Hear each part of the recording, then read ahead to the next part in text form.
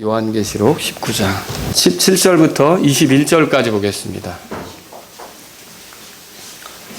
자, 제가 요한계시록 19장 17절부터 21절까지 읽겠습니다. 또 내가 보니 한 천사가 해 안에 서서 하늘 한가운데로 날아가는 모든 날짐승을 향하여 큰 음성으로 외쳐 이르되 너희는 와서 위대하신 하나님의 만찬에 함께 모여 왕들의 살과 대장들의 살과 용사들의 살과 말들의 살과 말탄 자들의 살과 자유로운 자나 매인 자나 작은 자나 큰 자를 막론하고 모든 사람의 살을 먹으라 하더라. 또 내가 보매 그 짐승과 땅의 왕들과 그들의 군대들이 함께 모여 말 타신 분과 그분의 군대를 대적하여 전쟁을 하더라. 짐승이 잡히고 또 그 앞에서 기적을 행하던 거짓 대언자도 그와 함께 잡혔는데 그는 짐승의 표를 받은 자들과 그의 형상에게 경배하던 자들을 기적들로 속이던 자더라. 이 둘이 산채로 유황으로 불타는 불호수에 던져지고 다 같이요. 그 남은 자들은 말 타신 분의 칼과 곧 그분의 입에서 나온 칼로 죽임을 당하니 모든 날짐승이 그들의 살로 배를 채우더라. 아멘. 여러분 그 19절에 보시면 전쟁이란 말 찾으셨습니까? 예, 전쟁한다 그렇게 돼 있죠. 제가 오늘 아마겟돈 전쟁 이런 제목으로 여러분에게 말씀을 드릴게요. 자, 올해가 좀 특별한 해입니다. 어떤 점에서 특별하냐면 6.25 전쟁 아시죠? 우리 아이들이 잘 모르는데 저는 어렸을 때 잊으랴 어찌 우리 그날 아시죠? 그 노래 부르면서 컸거든요. 그런데 6.25 전쟁이 일어난 지 70년 되는 해입니다. 올해가. 근데 이 6.25 전쟁을 통해서, 그러니까 6.25 전쟁이 1950년 6월 25일 날 시작이 돼서 1953년 7월 27일 날 휴전협정이 되어져 끝났기 때문에 약 3년 한 달 정도 이렇게 이제 전쟁이 있었다고 보시면 돼요. 근데, 휴전이죠, 휴전. 휴전이면 전쟁이 끝난 겁니까? 아니, 잠깐 접은 거지, 아직도 사실은 어떻게 보면 전쟁 중인 거죠. 전쟁 중인데, 제가 잠깐 소개해드리면 2015년 6월 24일 국방부 군사 편찬연구소에서 자료를 냈는데, 이 6.25 전쟁을 통해 국군 사망자 수가 13만 7,899명. 예, 전쟁하다 죽으신 분들이에요. 그 다음에 부상자, 다친 분들이죠. 이분들은 45만 742명. 예, 그 다음에 포로로 끌려간 사람, 국군인데 8,343명. 그리고 경찰들도 좀 활동하다 죽었는데 경찰 중에는 3,131명이 전사했고요. 실종자가 7,084명. 행방불명된 거예요. 경찰이 어디로 사라졌는지. 그다음에 경찰로 이제 시민편에 서서 활동하다가 부상한 사람이 6,760명.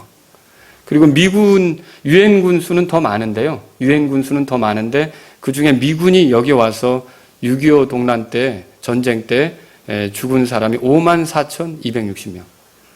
실제로 뭐 이분들은 사고로 죽기도 하고 또 질병으로 죽기도 하고 뭐 이렇게 여러 가지 추워서 죽기도 하고. 근데 전사자들은 실제로는 어떻게 되느냐? 전쟁하다 총 맞아 죽고 폭탄 터져 죽은 사람은 33,686명. 근데 이 미국 사람은 왜 죽은 거예요, 여기서? 왜 자기 나라가 아닌 남의 나라 와서 죽었냐는 거죠. 여러분 이거 정말 가볍게 생각하시면 안 될 문제입니다. 그러니까 우리나라를 위해서 우리나라가 자유를 잃어버리게 됐다. 공산화되게 생겼다. 이렇게 해서 우리나라의 자유를 빼앗기지 않게 하려고 이렇게 죽었다는 거에 대해서 여러분은 절대 가볍게 생각하시면 안 되는 거죠. 이거는. 자, 그리고 민간인은 얼마나 죽었느냐? 이 24만 4,663명. 이건 집계로 된 거지. 이거 말고도 더 많은 사람들이 실종되고 사라지고 그랬어요. 남성은 이 중에 남성이 더 많이 죽었어요. 전쟁 때문에 16만 6,104명, 여성은 7만 8,559명. 양민 학살. 그러니까 죄도 없는 그런 우리나라 사람을 세워놓고 죽인 거죠. 이런 거는 12만 8,939명. 이게 저항할 의지도 없는데 그냥 어디다 가두고 불태워 죽인다든지 다 이렇게 학살한 거죠. 이런 수가 있고요. 양민 부상자는 22만 625명. 자, 우리가 이 전쟁을 잊으면 안 되는 겁니다. 그러니까 우리는 점차적으로 이 전쟁을 잊고 이렇게 살려고 하는데요. 이게 왜 그렇습니까? 북한 공산 세력이 남한을 북한처럼 만들려고 일으킨 전쟁 아닙니까? 그래서 만약에 우리가 그때 패해서 북한처럼 됐다면 여러분 오늘 예배 못 드리는 겁니다. 그렇죠? 그리고 남북한이 다 북한처럼 됐다면 예배 드리는 건 상상할 수 없는 거예요. 성경책을 끼고 다닐 수 있다고 생각하세요? 천만에죠. 이거보다 걸리면 어떻게 되게요? 이거 구하기도 어렵고요. 북한 사람들은 지금 성경을 어떻게 보냐면 이렇게 우리는 인쇄된 책을 가지고 있지만 그 사람들은 베껴요. 베껴가지고 그거를 쪽으로 가지고 다니면서 서로 몰래 읽고 있어요. 이런 걸 생각하면 저희들은 아주 행복한 그리스도인으로 살고 있는 거죠. 황송한, 정말 복된 그리스도. 찬송은 여러분 지금 뭐 크게 불렀잖아요. 소리내서. 근데 북한 사람들은 어떻게 크게 소리내서 부를 수 있을 것 같습니까? 못 부르죠. 그죠? 이게 만약에 그 당시에 우리가 전쟁에 패전해서 북쪽처럼 남쪽도, 이게 전쟁이 왜 일어났냐면 이 남쪽 사회도 북한처럼 만들려고 일어난 전쟁이에요. 그래서 그것도 일요일 새벽 4시에 T-50 탱크 앞세워서, 그 당시는 38선이죠. 이 소련제 탱크 앞세워가지고 밀고 내려온 거 아닙니까?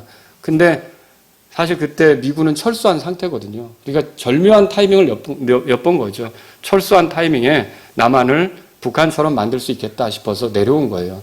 그런데 이제 9월 정도부터 미군이 이 전쟁에 참여하기 시작했고, 인천 상륙작전 아시죠? 네, 지난주에도 우리 카리우키 형제님 데리고 제가 자유공원 가서 메가더 그 장군 이렇게 상 그것도 보여주고, 거기가 어떤 곳인지, 사실 월미도 앞으로 해서 대단한 상륙작전이 그 9월 15일경에 있었지 않습니까? 이렇게 해서 다시 서울을 탈환하고 북쪽으로 올라가고 밀고 다시 밀리고 중국이 쳐들어오고 이렇게 해서 밀고 밀리고 하는 그런 걸 반복하다가 마침내 1953년도 7월 27일에 전쟁이 중단되게 됐어요. 근데 끝난 건 아닙니다. 여전히 지금 그 이후로도 많은 사건들이 있었던 거 아시죠? 서로 대치된 상태. 근데 제가 이 말씀 드리냐면 전쟁이라고 하는 건 항상 끔찍한 결말들을 초래한다는 거죠. 끔찍한 결말들을 초래하고 많은 사람을 잃어버리고 죽고, 또 이산가족도 얼마나 많이 생겼습니까? 그죠? 이산가족도 많이 생기고, 지금 제가 이산가족 얘기는 안 했지만 어마어마한 피해가 주어지는 게 전쟁이란 말이죠. 근데 사실 이런 6.25 전쟁보다도 더 심각한 전쟁이 앞으로 성경에 보면 남아 있습니다. 이건 그 전쟁을 뭐라 그러냐면요, 아마겟돈 전쟁이라고 그러죠. 왜 아마겟돈 전쟁이라고 부르냐면 요한계시록 16장에 보세요. 16장. 제가 이제 그래서 이 전쟁에 대해서 여러분에게 좀 소개하고 오늘 끝내겠습니다. 자, 16장에 보시면 13절에 보세요. 또 12절에는 여섯째 천사가 자기 병을 큰 강 유프라테스 위에 쏟아부으매 그것에 물이 말라서 동쪽의 왕들이 길을 예비하더라. 그러니까 동쪽에서 많은 군대가 건너올 수 있도록 유프라테스 강이 이제 말라버리는 거죠. 근데 이게 여러분 지금 이스라엘에 대해서, 이스라엘을 이 땅에서 없애버리려고 작정한 나라를 아시죠? 어느 나라예요? 이란이에요. 이란. 지금 얼마 전에 또 이란 군 지도자가 그 미국에 의해서 암살당한 거 아시죠? 예, 이게 죽었고. 그래서 또 이란이 미사일을 또 우리 가만히 못 인다고 쐈지만 큰 전쟁으로 비화되기를 원치 않아서 다 정보 흘려주고 이렇게 해서 이제 무마가 됐죠. 근데 이란은 끊임없이 이스라엘을 없애려고 합니다. 이스라엘이 건너오기 좋은 상황이, 유프라테스 강이 말라버리면 이란이 건너오기 좋은 상태가 되겠죠. 모든 그런, 지금도 물론 이제 얼마든지 공격을 감행할 수 있겠지만, 자, 그 13절에 보세요. 13절. 또 내가 보매 개구리 같은 부정한 영 셋이 용의 입과, 용은 누구죠? 사탄이죠? 짐승의 입과, 짐승은 누구예요? 적그리스도. 그죠? 거짓 대언자 입에서 나오더라. 근데 그들은 뭐냐? 그 영들은, 그들은 마귀들의 영들로서 기적들을 행하며 땅과 온 세상의 왕들에게 나아가 하나님 곧 전능자의 저 큰 날에 있을 전쟁. 자, 보세요. 하나님 곧 전능자의 저 큰 날에 있을 전쟁. 이게 아마겟돈 전쟁이에요. 진짜 마지막에 있을 가장 끔찍한 전쟁, 6.25 전쟁보다 2차 대전보다 더 많은 피해자들을 낼 수밖에 없는 그런 전쟁이에요. 그런 전쟁이 있다 이거죠. 그 전쟁을 위하여 뭐라 그랬어요? 그들을 모으더라 그랬죠. 그 다음에 16절 보세요. 다 같이. 그게 어디로 모으느냐? 시작. 그가 히브리 말로 아마겟돈이라 하는 곳으로 그들을 함께 모으더라. 그래서 이렇게 전쟁하기 위해서 사람들이 모이는 장소가 그러니까 어디예요? 아마겟돈이. 그래서 아마겟돈 전쟁 그렇게 부르죠. 자, 아마겟돈은 어디냐면은 예루살렘으로부터 북쪽으로 85km 정도 가는 곳을 보통 아마겟돈이라고 하지만 거기서부터 굉장한 평야가 넓게 펼쳐져 있습니다. 그러니까 전쟁하기 좋은 곳이죠. 많은 군대들이 들어와 주둔하기 좋은 곳이죠. 북쪽에, 예루살렘 북쪽에 그런 곳이 있어요. 근데 이 아마겟돈엔 대대로 전쟁이 많이 일어났거든요. 드보라 아십니까? 드보라? 드보라가 누구예요? 뭐 하는 사람이에요? 남자예요? 여자예요? 여자죠. 재판관이죠. 사사죠. 이 드보라 시절에 바락이라고 아시죠? 예. 가나안 왕 야빈이 이스라엘을 지배하고 있을 때 여기서부터 벗어나기 위해서 전쟁을 치르는데 그때 드보라하고 바락이 가나안 왕의 군대를 맞서 싸우던 곳이 바로 이 아마겟돈이에요. 무기또라고 해요. 같은 말로 무기또. 예, 아마겟돈. 여기서 전쟁했어요. 여러분 기드온이 미디안 사람들을 축출할 때, 미디안 사람들을 내몰 때 싸움을 한 곳이 어디냐? 거기도 여기 역시 바로 이곳이에요. 무기또, 아마겟돈. 이 굉장히 넓게 펼쳐져 있어요. 이게 예루살렘 가까이까지 이렇게 오게 됩니다. 그리고 사울이 블레셋 사람과 싸우다가 전사한 곳 있죠? 거기도 역시 바로 이 지형이에요. 이 굉장히 넓은 지형이거든요. 이게 아마겟돈. 그리고 요시야 왕이라고 들어보셨어요? 이스라엘의 유다의 마지막 부흥을 일으켰던 왕이죠. 하나님 앞에 겸비해서 영적 각성을 일으켰던 왕. 근데 이 왕도 이집트 왕 파라오 느고가 이 아프리카에서 나와서 이 시리아 쪽으로 이렇게 공격하러 갈 때 그와 맞서 싸우다가 전사해서 죽게 되는데 그 싸움이 일어났던 것, 그리고 요시야 왕이 죽었던 것도 역시 아마겟돈이에요. 굉장히. 그리고 여러분 다윗과 골리앗도 사실은 엄밀히 말하면 그 아마겟돈 평야의 한 부분에서 구덩이이긴 하지만 그런 부분에서 싸움을 치렀고 결국 골리앗이 쓰러지는 일도 있었던 거죠. 그러니까 여기는 대대로 싸움이 많이 일어났던 것이에요. 대대로 싸움이 많이 일어났던 것이죠. 그 다음에 이 전쟁터는 그렇게 해서 아마겟돈에만 일어나는 게 아니라 예루살렘 주변으로 다 일어나는데요. 예루살렘에 가까운데 또 요엘서 보세요. 요엘서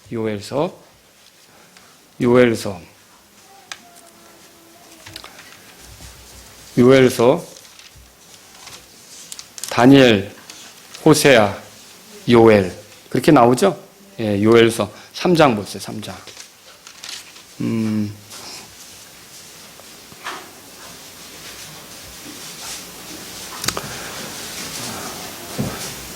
1절에 보세요. 보라 그 날들 곧 내가 유다와 예루살렘에 포로된 자들을 다시 데려올 그때에 이제 유다인들이 다시 이렇게 회복이 되고 이렇게 돌아올 때 2절에 내가 또한 모든 민족들을 모아 여호사밧 골짜기로 데리고 내려가서 내 백성 곧 내 상속 백성의 이스라엘을 위하여 거기서 그들과 변론하라 그랬죠.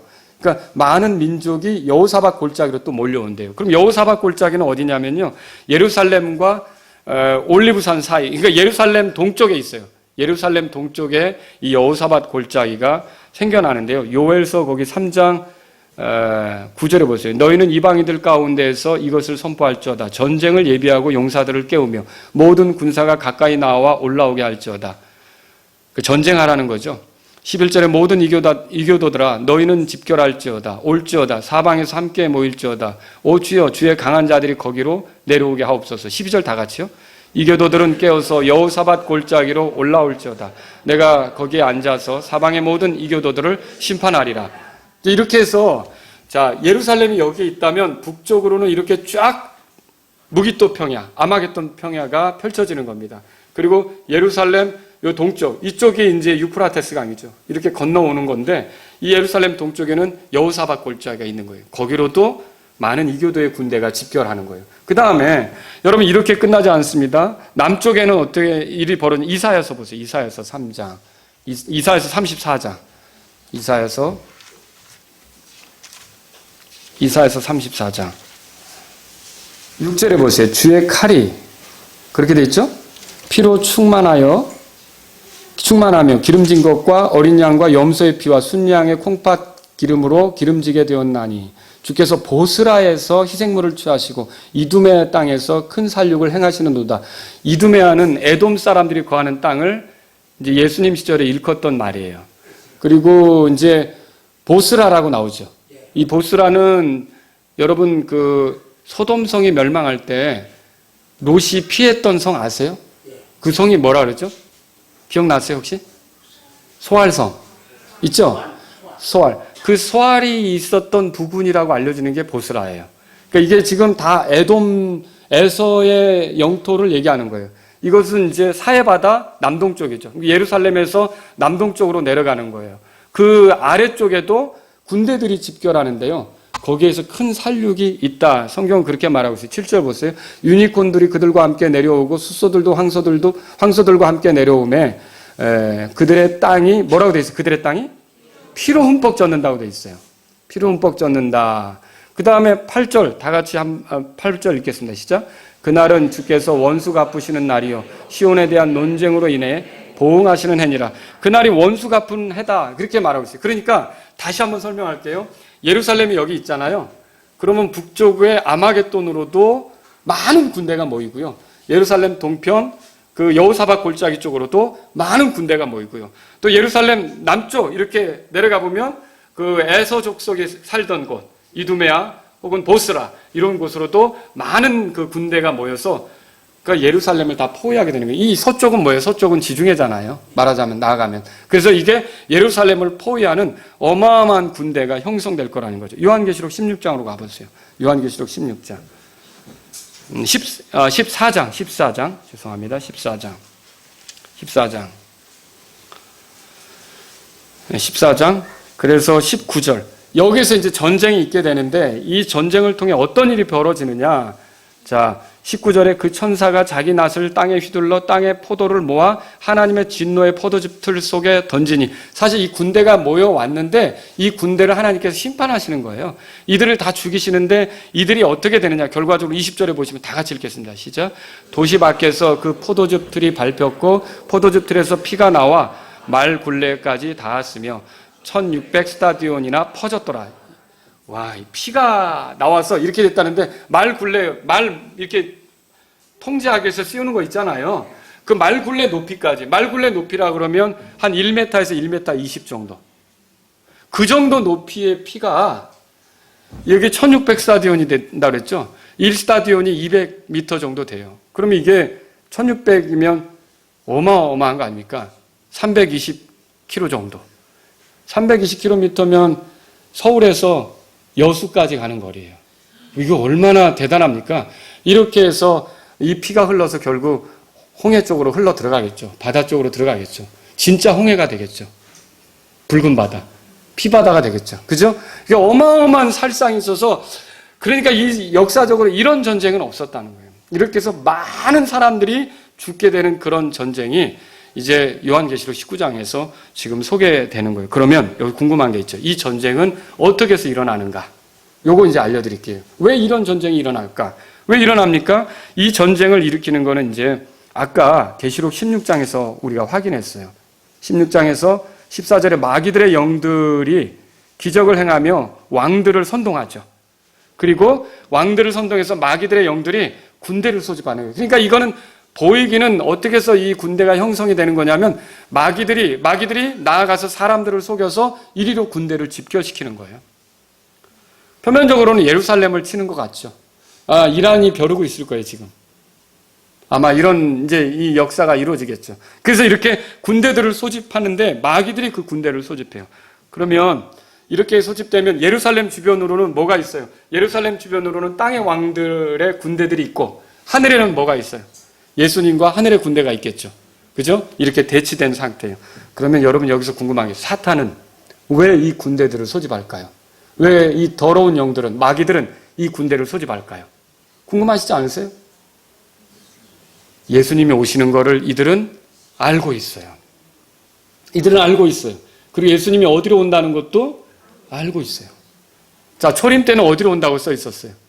베들레헴이었죠? 그 성경이 어떻게 알았어요? 오늘 말씀 들었잖아요. 베들레헴으로 온다는 건 도대체 어떻게 아는 거예요, 우리가? 성경 기록을 통해 알았죠? 예수님이 온다는 건 또 뭐 때문에 알아요? 그것도 역시 성경에 써 있는 거고, 예수님이 오는데 어디로 오는지 아세요? 예루살렘 동편에 있는 바로 그 올리브산으로 오는 거예요. 이게 예수님이 오실 장소예요. 그래서 모든 군대를 동원해서 그리로 모여오는 거예요. 그러면 예수님이 하늘로 가셨다가 이 땅으로 다시 올 때 이 땅으로 들어오는 문과 같은 역할을 하는 게 올리브산이에요. 그러니까 올리브산으로 문 밀고 들어오는 것 같단 말이죠. 근데 지금 사탄이 하는 일은 뭐예요? 모든 군대를 이렇게 동원시켜서 그 문 앞에서 기다리고 있다가 예수님 나타나면 대항하려고. 예수님이 이 땅을 접수하지 못하게 하려고. 어차피 성경은 예수님이 접수하도록 돼 있어요.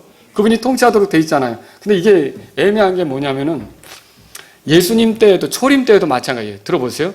초림 때 예수님이 왔는데 마귀가 예수님을 시험했지만 죄를 져요, 안 져요? 이게 마귀에게 골칫거리라는 거 아세요? 마귀에게 어마어마한 골칫거리예요. 유일하게 안 넘어지는 한 사람이 있잖아요. 그럼 마귀 자존심 상하는 거죠. 그렇죠? 그래서 마귀가 어떻게 해서든지 예수님을 넘어뜨리려고 했는데 아담하고는 달랐던 거예요. 근데 예수님이 한 번이라도 넘어지면 우리 구원자가 됩니까? 똑같죠. 우리랑 같은 죄인이 되니까. 구원자가 못 되는 거죠. 근데 예수님은 어떻게 했어요? 죽기까지 순종했다고 성경에 써 있죠. 십자가에 죽기까지. 하나님을 기쁘게 했던 거예요. 그러니까 마귀가 이렇게 자기가 끝까지 굴복시킬 수 없다면 그러면 제거를 해야겠다, 차라리. 그래서 없앤 거예요. 근데 없앤 게 큰 실수였죠. 자, 이게 어떤 일이 벌어진 거예요? 하나님은 이걸 통해서 우리를 구원하는 놀라운 일을 이루신 거 아닙니까? 예수님이 십자가에서 흘리신 피로 우리의 모든 죄가 용서받게 하신 거 아닙니까? 그래서 이 예수님이 죽은 걸로 끝난 게 아니라 죄가 없으니까 부활을 하죠. 죄가 있다면 부활을 못 하죠. 죄가 없는데 예수님 죄 때문에 죽은 거예요? 내 죄 때문에 죽은 거예요? 내 죄 때문에 죽은 거죠. 내 죄 때문에 십자가에서 처형은 됐으나 그분 스스로에게 죄가 없기 때문에 부활을 하신 거죠.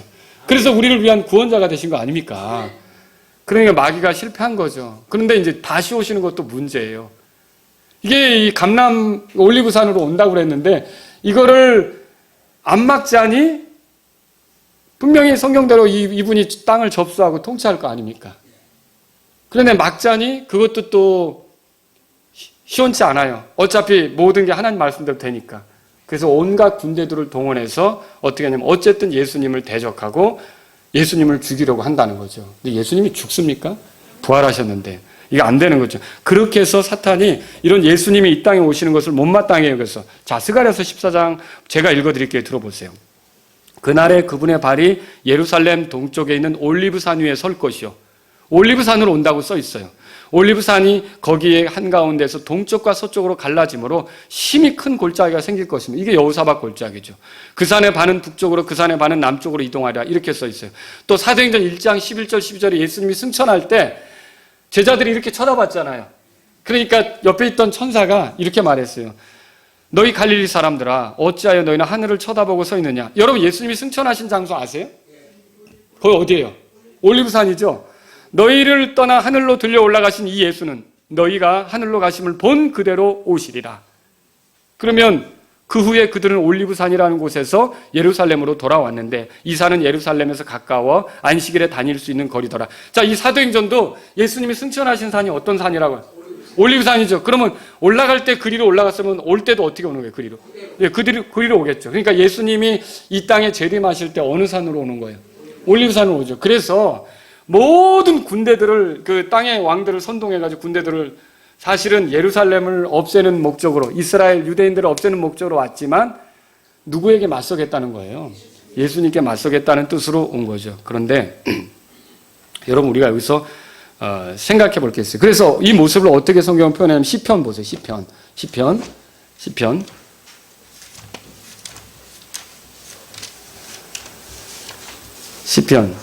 여기서 이제 우리가 생각해 볼 게 뭐냐면 항상 마귀가 날고 기는 것 같은데 하나님의 손 안에 있어요. 그거 아시죠? 그러니까 그가 악을 도모하지만 하나님께서는 어떻게 하냐면 그런 모든 것들을 다 자신의 주권과 섭리하심 속에서 다루셔가지고 하나님께서 영광받는 결과가 나오도록 이끄시는 거 아닙니까? 그러면 이 사건도 동일하게 그렇게 되겠죠?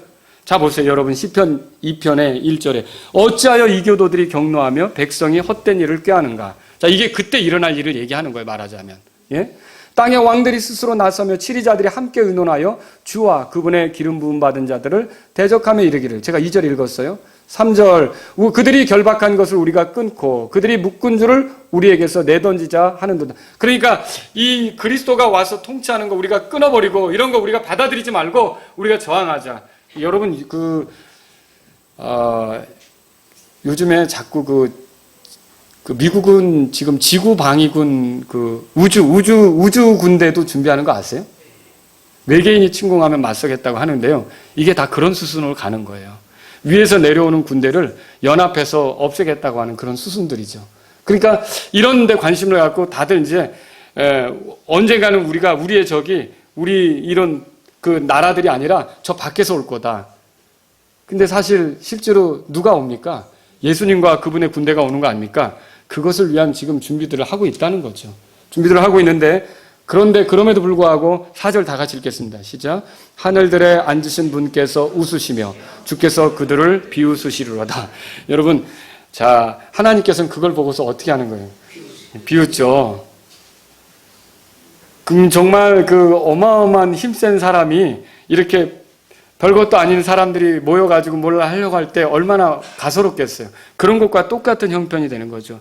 그래서 하나님께서는 이런 일을 통해 결국 뭘 계획하시느냐 하면요. 사탄, 적그리스도, 그리고 거짓 대언자, 그리고 그를 추종했던 사람들, 그리고 짐승에게 경배했던 사람들, 끝까지 회개하지 않고 하나님을 향하여 도전했던 사람들, 이런 모든 사람들을 심판하는 일로 삼으신다는 거죠. 그래서 아마겟돈 전쟁은 지상에 남아있는 하나님을 대적했던 사람들에 대한 심판이 집행되는 순간이다. 그렇게 말할 수 있는 거죠. 스가랴서 14장 보세요. 스가랴서 14장 다시 가보세요. 스가랴서 14장.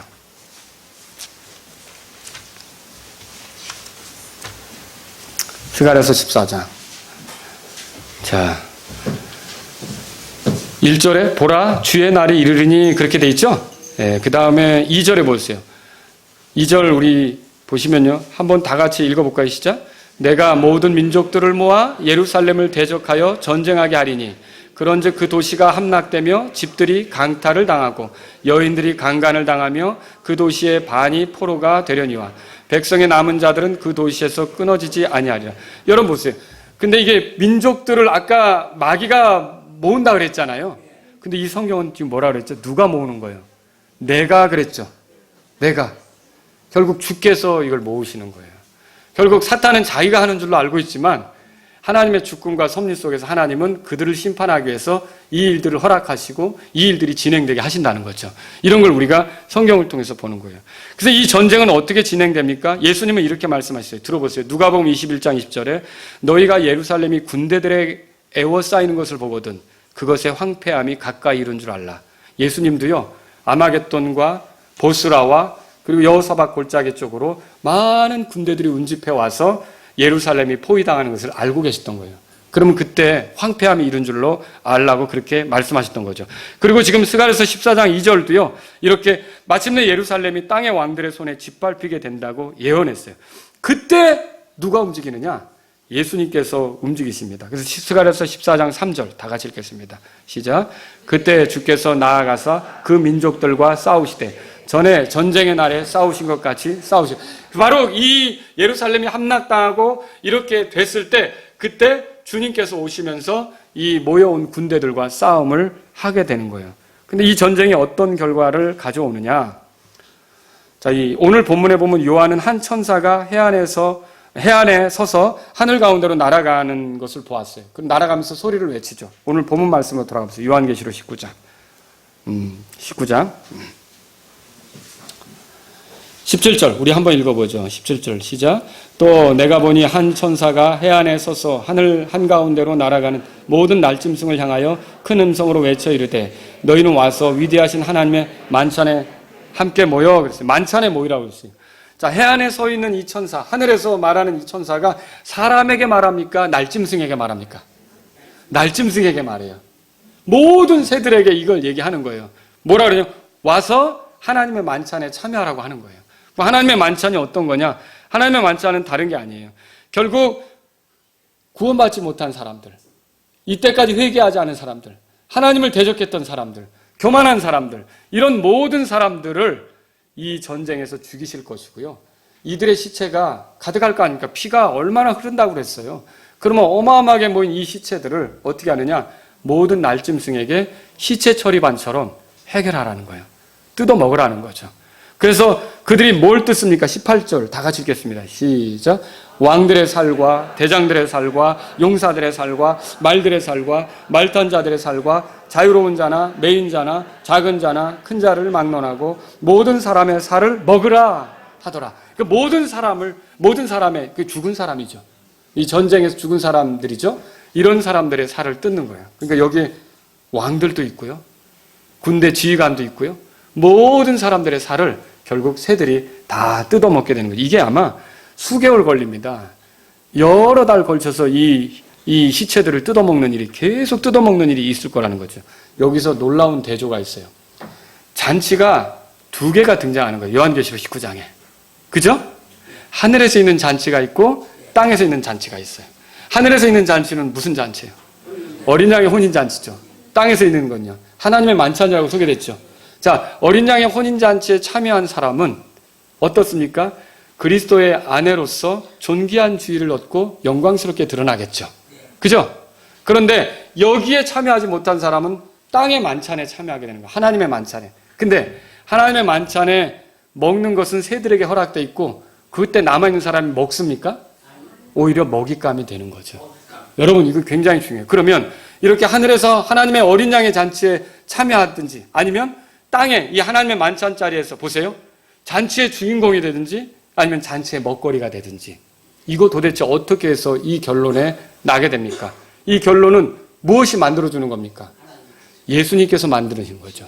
여러분과 제가 예수님을 나의 구원자로 믿는다면, 예수님이 나의 죄 때문에 십자가에서 죽었다고 믿고 부활하셔서 내 주님이 되신다고 믿는다면 여러분과 저는 하늘의 어린 양의 잔치에 참여하게 될 겁니다.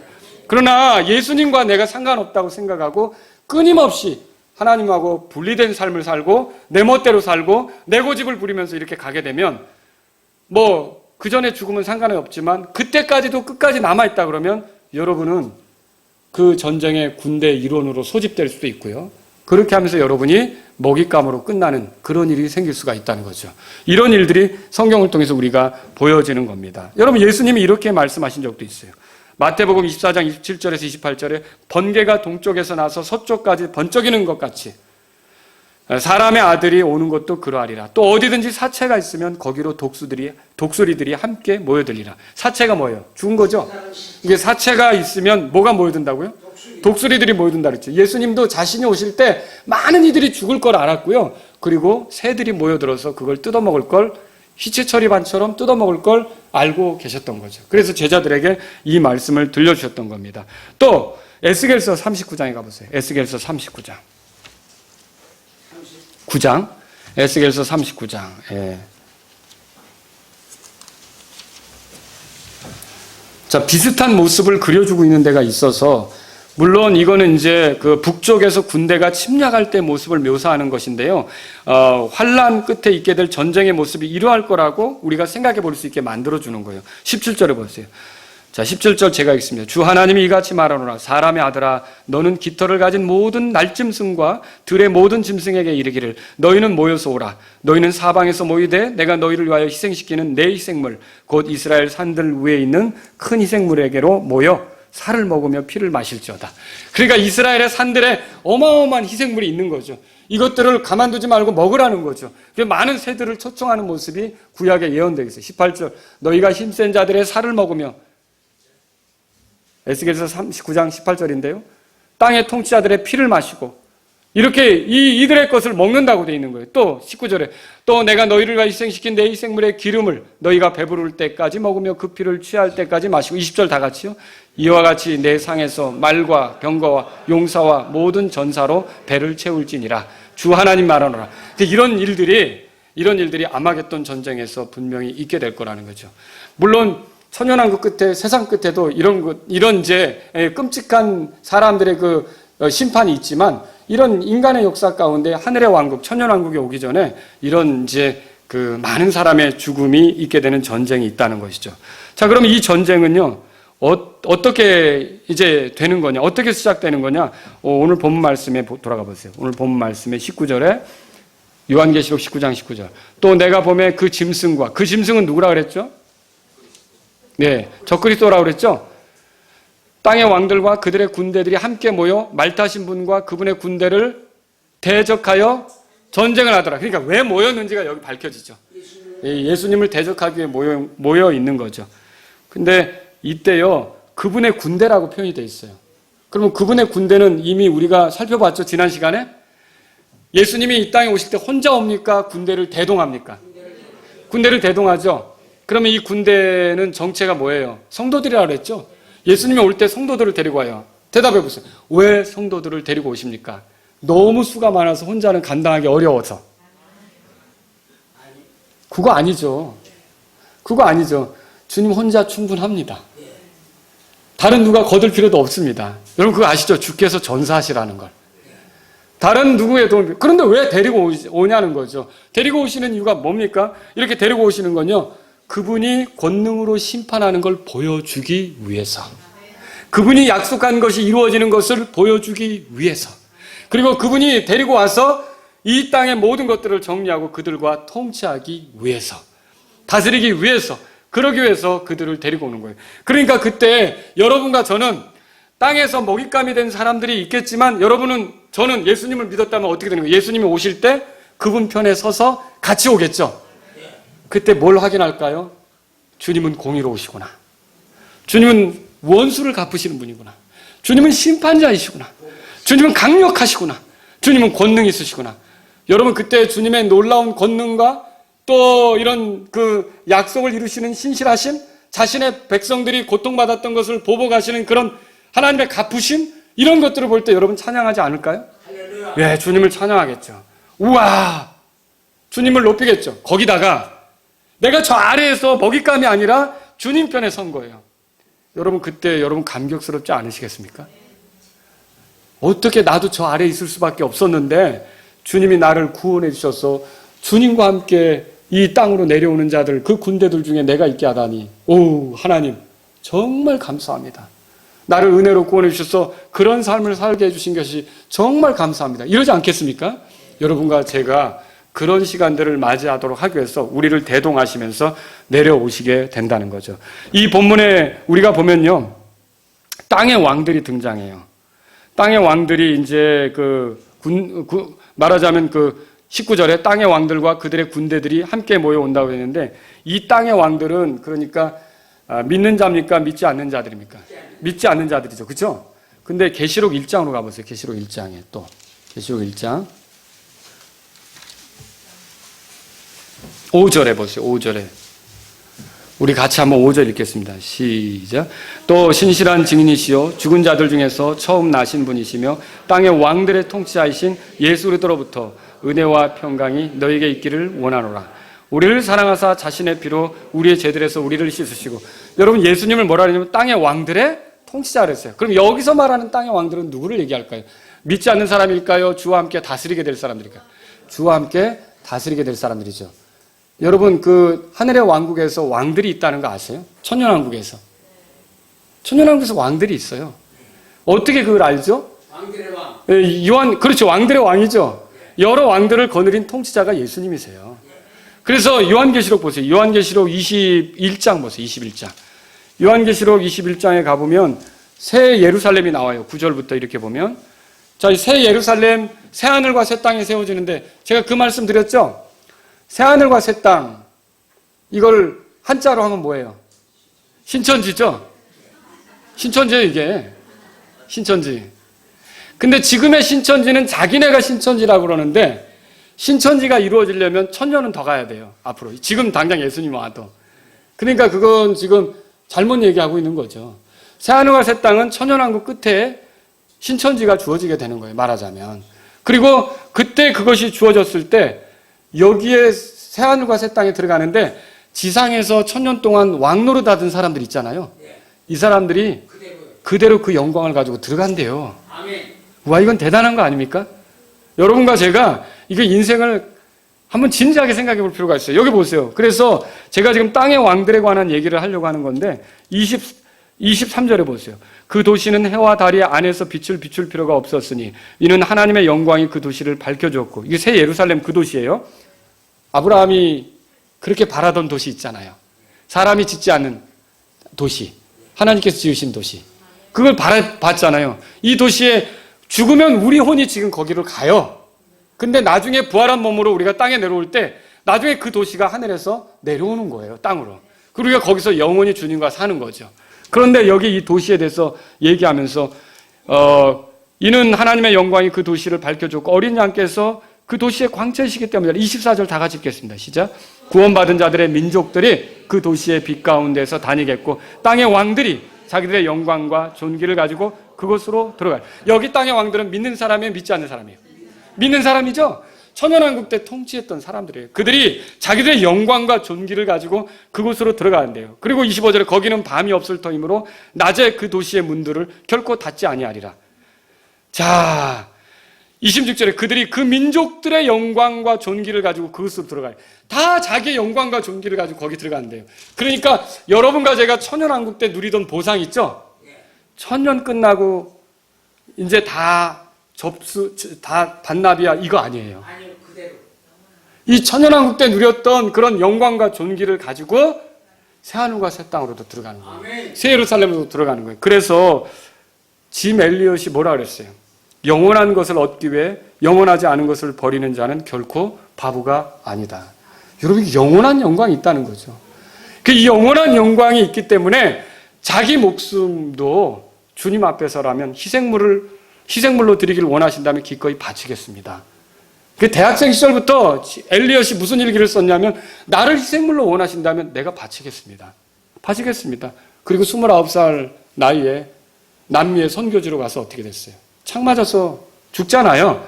죽는데 많은 사람들이 떠들었죠. 이 무모한 일이다. 그거 어떻게 거기 가서 그렇게 공부하고 엘리트가 거기 가서 그렇게 죽냐 그랬는데, 여러분, 그 사건이 있은 후로 50년이 지나서 그를 죽였던 사람이 그 마을의 목사가 되고 그 마을이 다 예수님을 믿게 되고 그 마을이 성경 번역을 해서 그 번역된 성경을 가지고 하나님께 봉헌하면서 믿음으로 살기로 하는 그런 얘기 들어보셨잖아요. 이게 헛되지 않은 거라는 거죠. 그러니까 하나님 앞에서는요, 여러분과 제가 이 땅에서 어떻게 보내는지가 그리스도의 심판석에서 주어지는 상으로 오는 거고요. 그 상에 의해서 천년 동안 우리가 왕노릇도 하는 거고요. 그리고 그 왕들로서 살다가 끝나면 어떻게 되는 거예요? 그 영광을 다 반납해, 이게 아니라 그대로 가지고 그러면 예수님 믿고 3, 40년 주님을 위해 산 거 가지고 영원한 운명이 여러분과 제가 결정이 되는 거예요. 이거 대단한 거 아닙니까? 그러니까 바울이 미친 거죠. 미쳤다는 말을 들었잖아요. 그럼 미쳤어도 주를 위한 것이다. 그리스도의 사랑이 나를 강건하기 때문에 난 이게 그렇게 하면서 나가잖아요. 그죠? 그리스도의 사랑이 나를 강건하기 때문에 내가 이렇게 살 수밖에 없다고 얘기하잖아요. 그 바울이 본 게 뭐예요? 셋째 하늘까지 올라갔다 오고 이렇게 하면서 바울이 본 게 뭐예요? 이 땅이 전부가 아니라는 걸 봤던 거죠.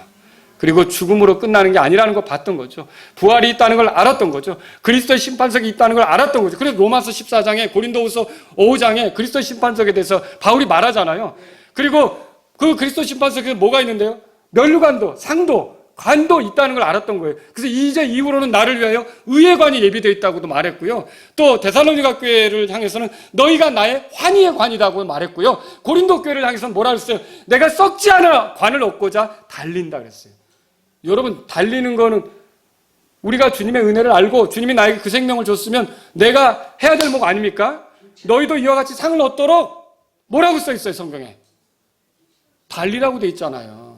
여러분, 그거 안 믿으세요? 너희도 이와 같이 상을 얻도록 달리라. 여러분과 제가 구원받았으면 라인 안에 들어온 것과 같아요. 이제 출발선에 선 것과 같아요. 구원받지 못한 사람은 거기 끼지도 못하는 거고요. 구원받지 못한 사람이 뭔 노력을 하고 뭔 애를 써도 다 그거는 자기 의예요. 하나님 앞에 더러운 누더기예요. 하나님이 기뻐하시지 않아요. 그러나 구원받은 여러분은 생명이 있어요. 생명이 있다는 게 뭐예요? 예수님은 십자가에서 죽은 걸로만 끝난 게 아니라 우리를 살리셨어요. 여러분, 내가 예수님과 함께 십자가에 죽은 것만이 아니라 지금 예수님의 생명으로 사는 사람이에요. 그 생명을 사는 게 우리에게 필요한 거예요. 그 생명을 잘 사는 사람들에게, 말씀을 듣고 그 생명을 잘 사는 사람들에게, 예수님을 닮은 사람들에게, 예수님을 드러내는 사람들에게 그리스도께서 그리스도의 심판석에서. 그리스도의 심판석이 믿는 자를 심판해요? 믿지 않는 자를 심판해요?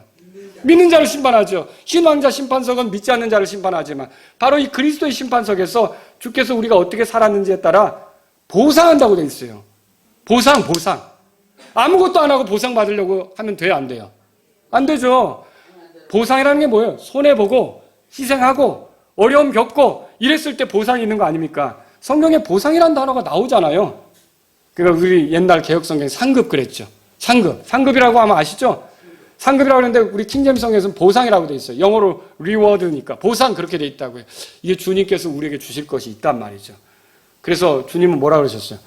내가 여기 계시록 22장 보세요. 거기 보니까 계시록 22장 12절에 12절 다 같이 읽겠습니다. 시작. 보라 내가 속히 오리니 내가 줄 보상이 내게 있어 각 사람에게 그의. 그럼 이 행위는 누가 만들어 가야 되는 거예요? 잘 생각하셔야 돼요. 하나님께서 우리가 할 수 있도록 하셨어요. 하나님께서 우리에게 생명을 주셨어요. 하나님께서 우리에게 말씀을 주고 계세요. 하나님께서 우리 안에 성령님을 허락하셨어요. 내 힘으로는 안 돼요.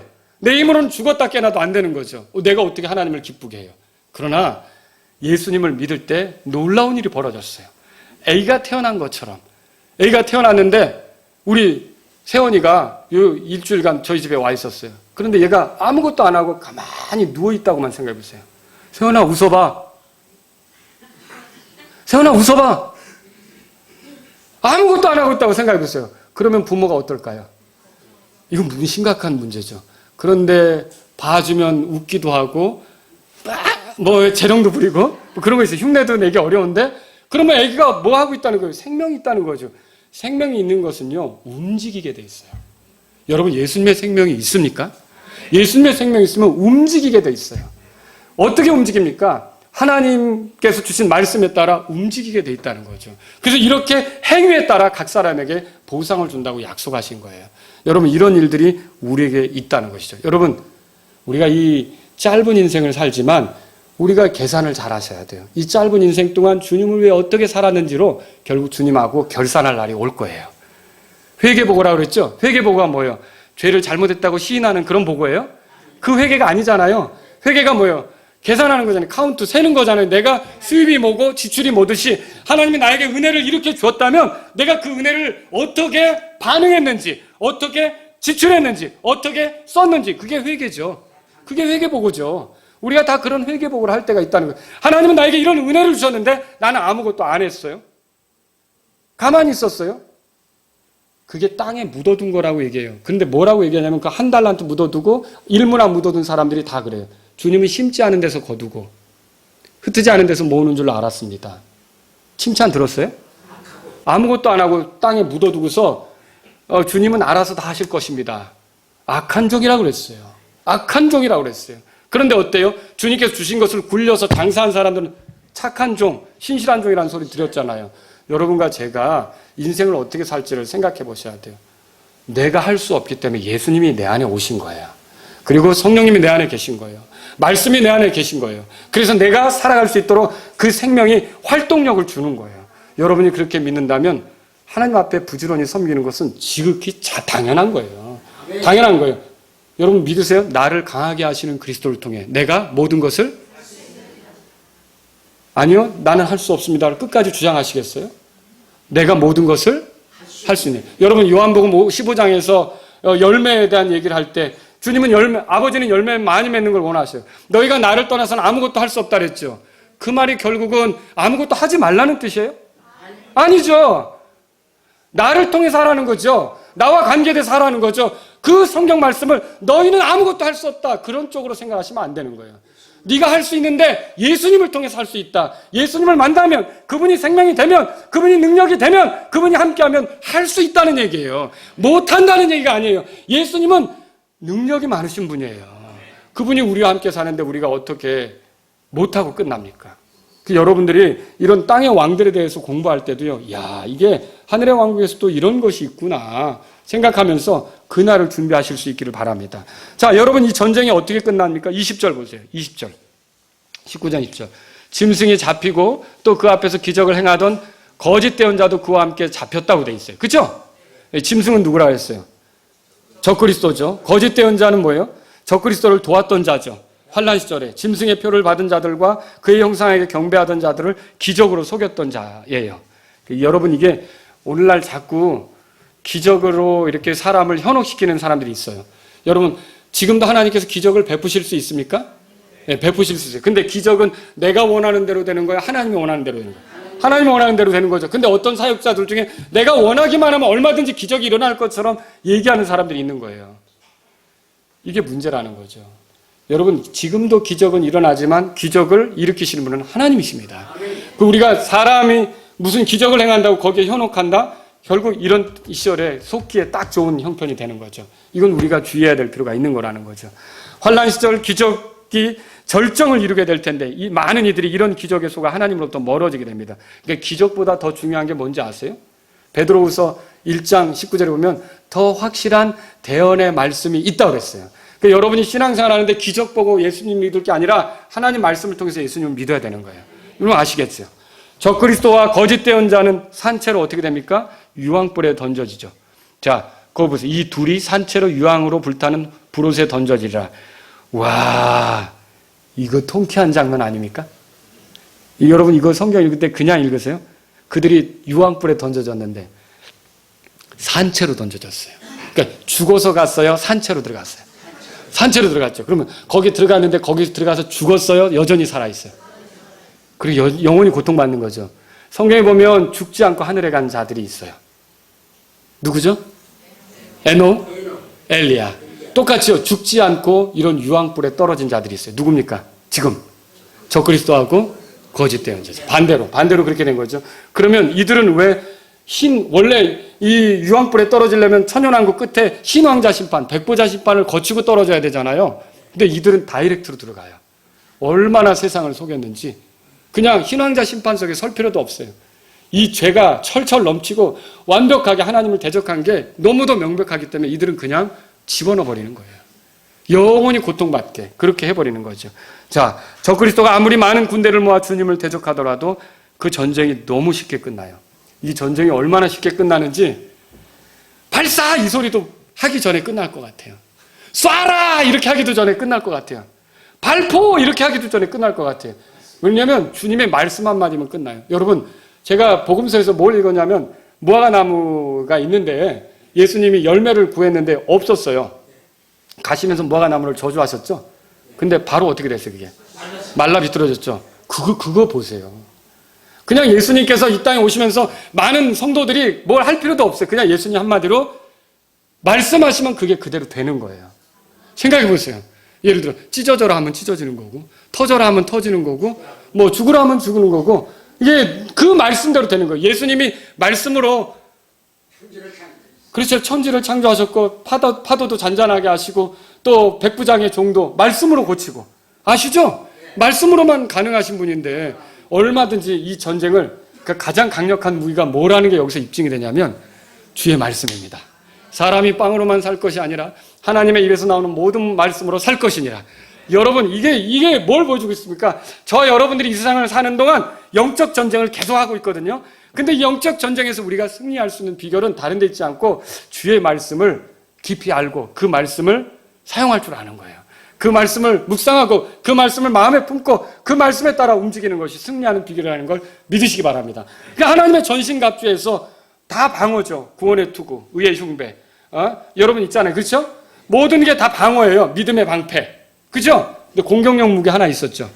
뭐예요? 성령의 검. 성령의 검 뭐예요? 말씀이죠. 이 말씀으로 여러분이 이길 수 있는 거예요. 그래서 주님께서 이렇게 말씀으로 세상을 끝장내는 것을 우리가 성경을 통해 본다는 거죠. 그렇다면 오늘날도 저와 여러분들이 이 원리를 안다면 예수님의 말씀에 주의를 기울이고 그 말씀을 의지하시기 바랍니다. 그게 승리의 비결이에요. 성경 기록은 인간 역사가 어떻게 끝날지 미리 말해주고 있어요. 모든 것은 주께서 말씀하신 대로 되도록 진행 중입니다. 여러분 그렇게 믿으십니까? 모든 사람의 운명은 둘 중에 하나로 끝날 것이에요. 하나님께서 보내신 구원자 예수님을 믿고 영원한 생명을 얻든지 아니면 도전하다가 죄 속에서 멸망하든지 할 거예요. 여러분 예수님을 구주로 믿으십니까? 영원한 생명은 여러분의 것입니다. 이게 약속이기 때문에 제가 말씀드리는 거지 제가 주는 건 아닙니다. 그죠? 하나님께서 이 말씀으로 약속하셨어요. 아들을 믿는 자는 생명이 있다고 했어요. 아들이 있는 자는 생명이 있고 아들을 믿으면 영원한 생명을 얻는다고 말씀하셨어요. 그리고요, 여러분 보세요. 예수님을 믿는 자는 어린 양의 혼인 만찬에서 아내로서 주인공이 되죠. 그러나 예수님을 믿지 않으면 어떻게 돼요? 하나님의 만찬, 땅을 심판할 때 먹거리가 되죠. 이제 새들의 밥이 되는 거예요. 이런 일들이 성경에 있는 거죠. 또 어때요? 예수님을 믿으면 예수님께서 이 땅에 오실 때 예수님이 대동하고 오시는 그런 군대들 틈에 있게 되는 거고, 예수님을 믿지 않으면 어떻게 해요? 주님을 대적하는 편에 섰다가 말씀으로 끝장나는 그런 일이 있게 되는 거죠. 저는 그래서 여러분에게 여쭙고 싶어요. 여러분은 지금 예수님을 구주로 믿으십니까? 이게 중요한 거예요. 이게 우리 인생을 영원히 결정하는 거예요. 십자가에 못 박혔던 강도 둘이 있었는데 똑같이 죄인으로 올라갔지만 하나는 마지막 순간에 예수님께 자기 자신을 맡겼다가 낙원에 갔어요. 그러나 하나는 끝까지 욕하고 멸망하게 된 거죠. 이 인류는 두 종류예요. 예수님께, 죄인이지만 예수님께 자기를 맡긴 사람은 구원을 받는 거고, 끝까지 고집 부리는 사람은 스스로 멸망하는 거고. 여러분은 어느 편에 섰어요? 예수님을 구주로 믿으십니까? 예. 땅의 왕들이 무엇을 꾀하든지 여러분은 두려워하지 마십시오. 뉴스들을 들을 때마다 머리 아픈 것도 많을 겁니다. 이게 세상의 사건, 통치자들, 많은 사람들이 하는 일들을 볼 때마다 여러분들이 속상할 때가 많을 것입니다. 그러나 결국 그리스도가 오면 모든 것이 다 해결될 거예요. 믿으십니까? 욥기 보세요. 욥기. 말씀을 준비하면서 제가 이 욥기를 읽다가 아주 정말 욥기 20장 보세요. 마음에 새겨야겠다는 말씀을 발견했어요. 그리고 이 말씀을 붙잡고 기도하기도 하고요. 욥기 20장 보세요. 20장. 20장. 5절에 보세요. 우리 같이 읽어봅시다. 굉장히 중요한 말씀들인데 같이 읽어봅시다. 시작. 사악한 자의 승리는 잠시뿐이요 위선자의 기쁨은 잠깐뿐이니이다. 여러분 믿으십니까?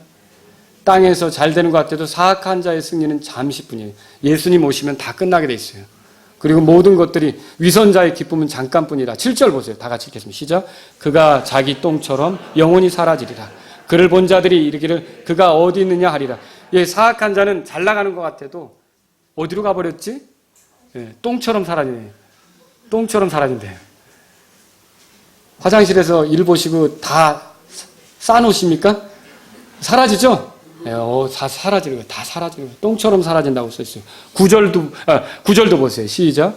그가 본 눈도 그의 처소도 다시는 그를 바라보지 못하리라. 예, 그를 본 눈도 어디 갔지? 예, 다 사라져 버렸어요. 여러분, 사악한 자들이 이렇게 사라진다는 거예요. 27절 보세요. 27절.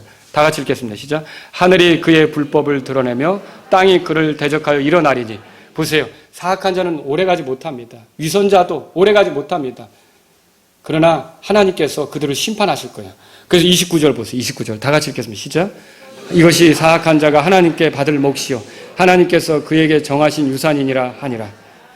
네, 사악한 자가 하나님께 받을 몫이 이런 거다. 이거 얘기하고 있어요. 저는요, 여러분이 땅의 통치자들을 위해서 기도해야 하지만 우리가 기다리는 통치자는 예수님이라는 걸 잊지 말으셔야 된다는 거죠. 우리는 예수님을 기다리고 있습니다. 그분이 오시는 것을 저와 여러분들이 바라보면서 살아가고, 삶이 좀 고단해도 이 주님의 오심으로 모든 것들이 다 평정되고 또 주님이 다루실 거라는 걸 믿으시기 바랍니다. 다 같이 일어서시겠습니다. 너무 늦기 전에 주님 편에 서고자 하시는 분, 혼인 만찬에서 어린 양의 아내로 드러나고자 하는 분, 아마겟돈에서, 전쟁에서 새들의 만찬 먹거리가 아니라 주님과 함께 오는 군대 속에 있기를 원하는 분, 여러분이 그렇다면 예수님을 구주로 모셔야 됩니다. 예수님을 주인으로 받아들이셔야 합니다. 예수님이 십자가에서 죽으신 것이 나의 죄 때문인 걸 믿고 내가 그분 때문에 하나님 뵐 수 있다고 믿으셔야 합니다. 내가 교회 오래 다닌 횟수 때문이 아니라 예수님 때문에 하나님을 만날 수 있다. 이렇게 믿으시고 가야 됩니다. 그런 분이 있다면 이 시간 조용히 예수님을 나의 구주로 모시기 바랍니다. 구원받은 여러분은요, 영원한 승리자이신 예수님을 기다리는 마음으로 살고자 하십니까? 주님, 나의 소망은 주님께 있습니다. 오시는 주님을 기다립니다. 주님을 만날 때 기쁨으로 대면할 수 있도록 살기를 원합니다. 이런 분이 있다면 이 시간 주님 앞에 나아가십시오. 사악한 자들로 인하여 괴로워하기보다 심판자이신 주님의 권능을 믿고 주님의 때 주님과 다스리길 원하면서 주님께 맡기며 나가길 원합니다. 이런 분이 있다면 주님 앞에 나아가십시오. 영적 전쟁에서 승리하는 비결은 주님의 말씀이었습니다. 주님, 제가 주님의 말씀을 더 가까이 하면서 주님 말씀에 충직하게 살길 원합니다. 이런 분들이 있다면 이 시간 주님 앞에 나가십시오. 주님을 대적했던 땅의 왕들 중에 있지 않고 또 주님과 함께 다스리는 그런 오히려 천년왕국에 살 땅의 왕들이 되기를 바라는 분, 그래서 주님과 함께 영원히 통치하기를 원하는 분은 이 시간 주님 앞에 나아가십시오. 주님 앞에 나아가시 바랍니다.